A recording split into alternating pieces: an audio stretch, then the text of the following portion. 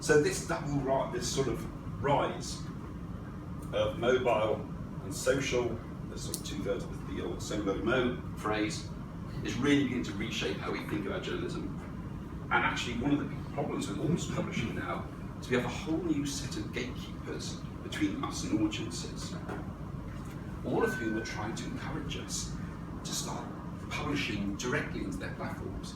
Because up until now, it's all been about shoving links into these places and hoping people came back to what you did, largely speaking. But now, they're all opening themselves up to different platforms.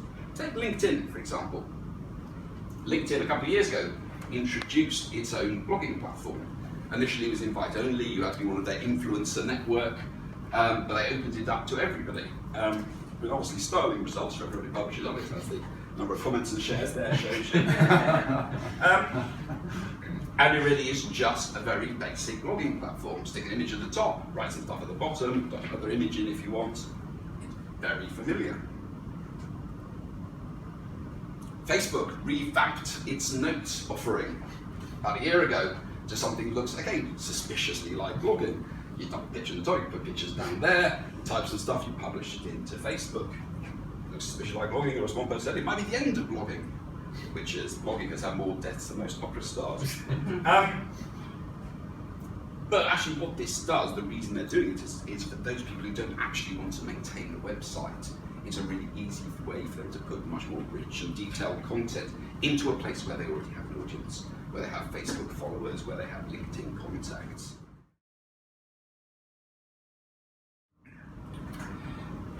There's actually a part of the brain that's been identified very recently for being responsible for a lot of these decision-making processes around whether to share content online or to share full stop.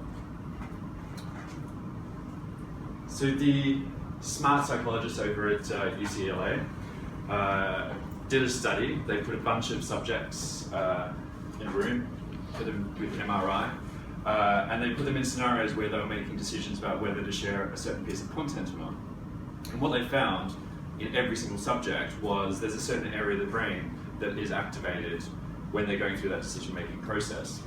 And it's called the temporal parietal junction. I've probably said it wrong, my behavioural scientist always tells me off. So just call it the TPJ. And you've actually got two areas that are on either side of your head, just here. After identifying that, they actually did some surveys with them as well. And they wanted to understand what was the strongest factor in determining whether they were going to share a piece of content or not. And interestingly, as it points out here, it's how much they thought the other people were going to enjoy it. The top 5 motivators, so just to recap, bringing about awareness of causes and issues, feeding their online relationships, giving value to their network, feeding their vanity of their online image through defining themselves, and self-fulfillment.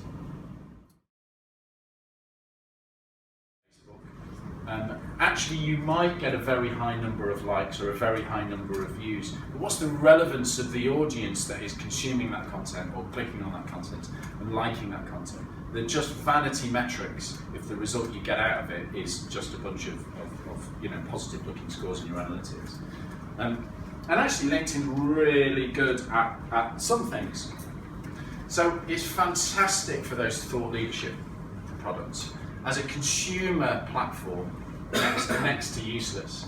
But if you have got a particular product or a business and you want to target specific professions, if you want to drive recruitment, and quite a lot of businesses that we've been involved with have actually been using content to demonstrate their expertise in order to show that they're a fantastic place to work.